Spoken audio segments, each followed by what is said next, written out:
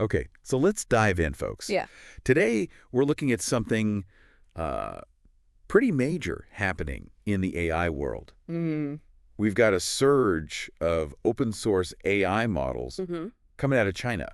And this isn't just like a small trend, you know? Yeah. This feels like a potential game changer for the entire AI landscape. Absolutely. And honestly, Yeah. it's something everyone should have on their radar. Yeah, I think so. Doesn't matter if you're running a business or just trying to keep up with tech or even just curious about the future. Yeah, This has implications. it does. So the big question we're going to try to untangle today is this. Okay. What is driving this like sudden flood of open source AI from these Chinese companies? Right. And then what could it mean for the future of AI?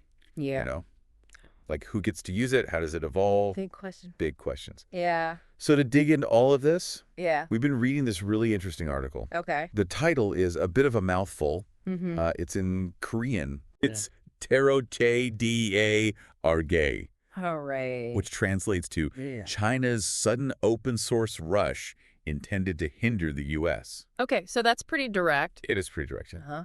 And this article cites some pretty reputable sources, too, like CIO and the Financial Times. Yeah. I mean, And- those are big names for sure. So our mission in this deep dive is to really like unpack this whole thing. Right. What's motivating China's push into open source AI? What are the ripple effects? Yeah. What are the consequences? Consequences, exactly. Unintended or intended, right? Totally. And this article doesn't really hold back. You know, Right. the central argument that keeps coming up is that this wave of open source AI from China, it's not primarily about like just sharing the tech or being altruistic. Yeah. The main idea is that this is strategic, like a deliberate move to counter U.S. dominance in AI. I see. And they even suggest that this could directly challenge, like actually hurt the bottom line of big American AI companies. Yes. You know, the ones doing the closed source stuff. Oh, right. Like OpenAI. Yeah, exactly. OpenAI. Keeping things proprietary. So it's interesting, right? Yeah. This article talks about this, like it's the first versus disruptor kind of dynamic. Okay. Where the idea isn't necessarily for China to immediately become the undisputed #1 in AI through open source, but it's more about disrupting the current leaders. Okay. Shaking things up. I see. Making them uncomfortable. Yeah, and I think we've seen this kind of playbook before. Oh, totally. You know, in different industries. Yeah. Where a really good alternative comes along. And suddenly the premium option doesn't look so premium anymore. Doesn't look so high. Exactly. Yeah. And the thing is, this isn't just like a few small projects going open source. Oh, no. These reports point to a huge recent increase in AI model releases from some of the biggest Chinese tech companies. Yeah. You're talking heavy hitters here. Heavy hitters. Alibaba, for example, Yeah. reportedly released over 10 different models in just the last 3 months. That's fast. It's incredibly fast. Yeah. And it's not just Alibaba. Right. Tencent and ByteDance are also jumping on the open source bandwagon. Interesting. And even Baidu, which has always been very pro closed source, they're shifting towards open release too. So that's a big deal. That is a huge shift. Yeah. Like something is definitely happening here. Something's... And then there's DeepSeek. Okay. They actually hosted something called Open Source Week. Wow, like a whole week dedicated to this. Whole week, you know. That's a statement? It's a statement. Yeah. And during this event, they were showcasing all these technologies, specifically designed to reduce the cost of developing AI. I see. So interesting. it's hard to ignore this, right? Yeah. Like if at first glance you might think, oh, this is great. Open source AI, more access. Democratizing the tech. Exactly. Right. But the analysis we're looking at, Yeah. it's suggesting something much more calculated is going on. Okay. This isn't just a bunch of random companies deciding to be nice and share their stuff. No. This looks like a national strategy. Yeah. And this is where the contrast with the U.S. really stands out. Okay. You know, the American AI companies, Right. the big ones, OpenAI, Google Anthropic, Yeah. they're mostly keeping their models closed.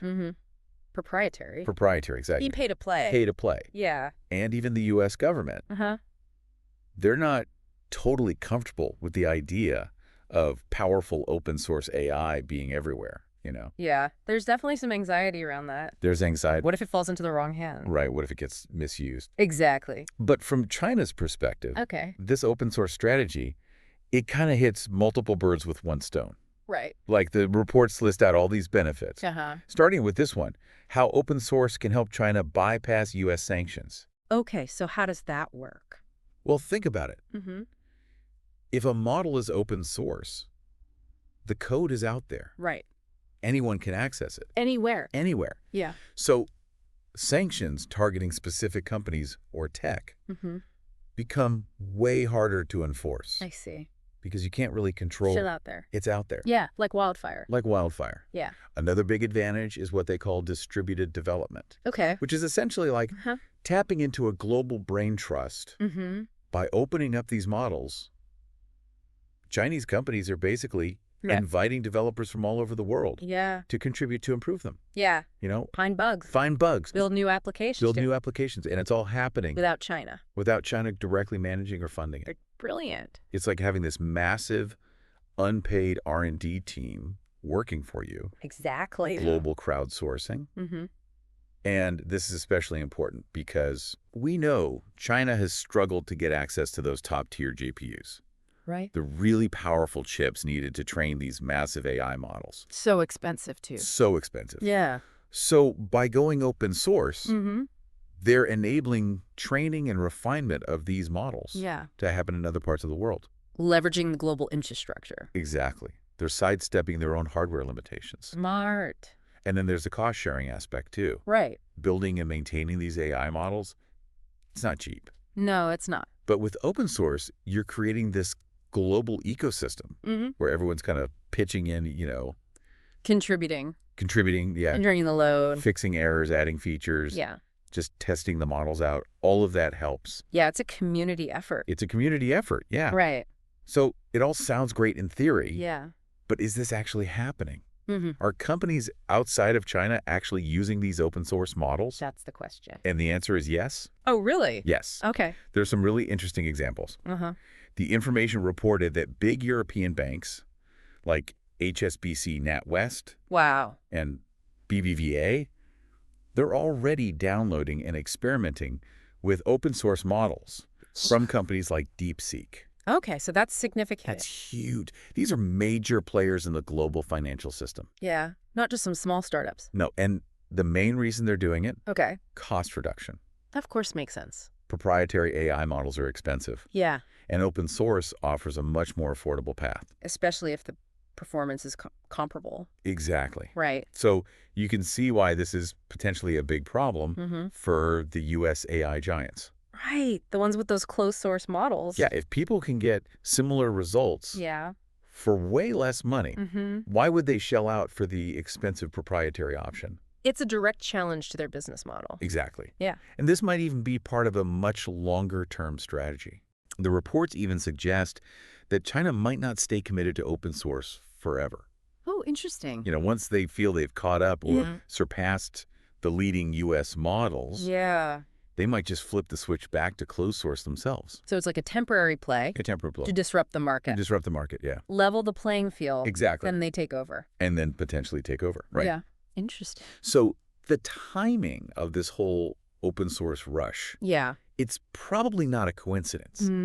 This is likely happening now as a preemptive move. Okay. Because there's this expectation that the U.S. might try to tighten its grip on AI, you know, introduce stricter policies to maintain its dominance. Okay. And these reports even mention the possibility of measures similar to what we saw under the previous administration. Yeah. But potentially going beyond just chips. Oh, wow. To actually targeting AI models themselves. Yeah. So by releasing all these models as open source right now, China is kind of establishing a global presence. Yeah. Before those restrictions can even kick in. So it's like a preemptive strike. A preemptive strike, exactly. Interesting. And it's important to remember, right, China has been the consistent #2 in AI for a while. They've always been right there. Yeah. And the arrival of models like ChatGPT, it seems to have really kicked their efforts into overdrive.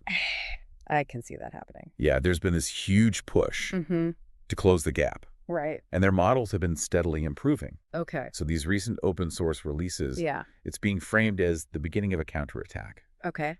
And companies like DeepSeek, with their focus on cost-competitive models. They're kind of leading the charge. Yeah. They're making open source AI more affordable, more accessible. Right. Which could really shake things up. Yeah, I could see that. So to sum it all up, Okay. China's open source AI surge, it's not random. No. It looks like a very calculated strategic play Right. to challenge the U.S. to disrupt the market. Yeah. And potentially even grab a bigger slice of the AI pie for themselves. And what's fascinating is they don't even have to become number one to be successful. Right. Just hindering the current number one can be a huge win. It's a different way of thinking about competition, right? Yeah. So as we wrap up, I want to leave you with some questions to ponder. Okay. Yeah.